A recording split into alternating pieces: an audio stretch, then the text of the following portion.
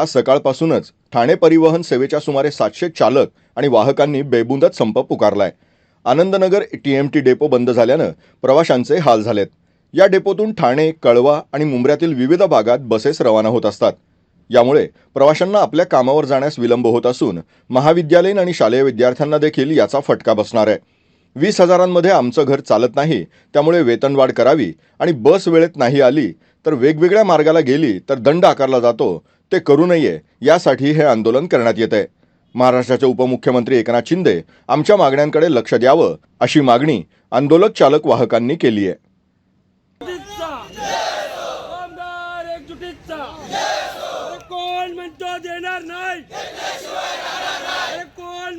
मी हुसेन पठाण ह्या कंपनीमध्ये कार्यरत 2016 पासून आहे. कमीत कमी मला 9 ते 10 वर्ष झाले इथं चालक म्हणून पदावर काम करतो. तरी पण आमचा पगार वाढीव नाही झालेला आहे. त्यात आम्हाला याच्यामध्ये पगारीमध्ये हे करतात, हे करून घेतात. आता कमी कमी आम्हाला पगार पाहिजे होता, 28 ते 30 हजारपर्यंत पगार जायला पाहिजे होता, पण ते आत्तापर्यंत वाढीव केलेली नाही आहे. ह्या महागाईच्या हिशोबाने जे पगार पाहिजे तेवढा पगार आम्हाला देत नाही आहे या कंपनी. त्याच्यामुळं आम्ही हे बेमुदत आंदोलन केलेलं आहे. तर आमच्या ह्या मागण्या जेवढ्या आहेत ते पूर्ण कराव्या ही आमची कंपनीची विनंती आहे. काय सांगा? कमीत कमी 550 कामगार आहेत. चालक 200 वाहक आणि 200 लेडीज. या ठिकाणी आंदोलन करतात. नमस्कार, मी समीर भोसले.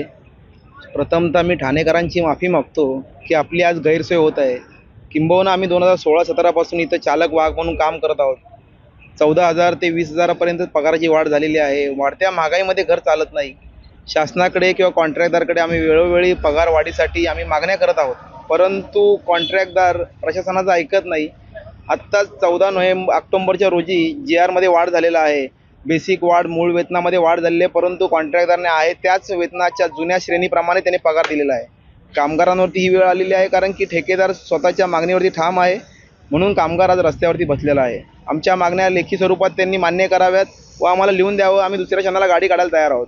ठेकेदार मनमानी कारभाराने कामगारांवरती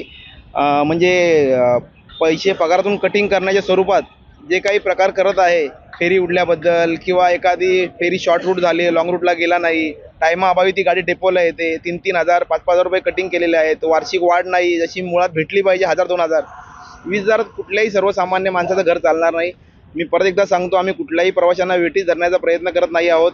कॉन्ट्रॅक्टदारने यावं व कामगारांना त्यांच्या ज्या काही मागण्या आहेत त्या मान्य कराव्या, कागदावर लिहून द्यावं. आम्ही कामावर जायला तयार आहोत.